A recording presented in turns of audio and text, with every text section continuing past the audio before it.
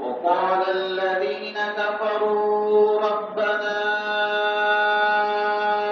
أرنا اللذين يضلانا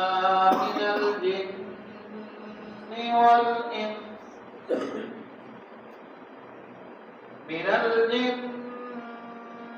والإنس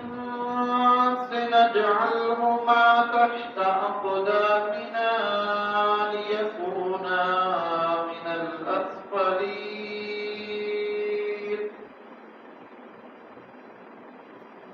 إن الذين قالوا ربنا الله ثم استقاموا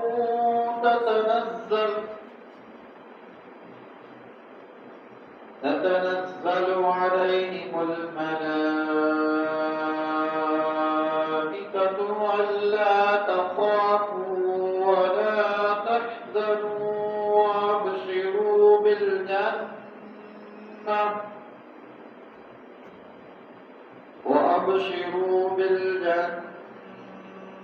التي كنتم توعدون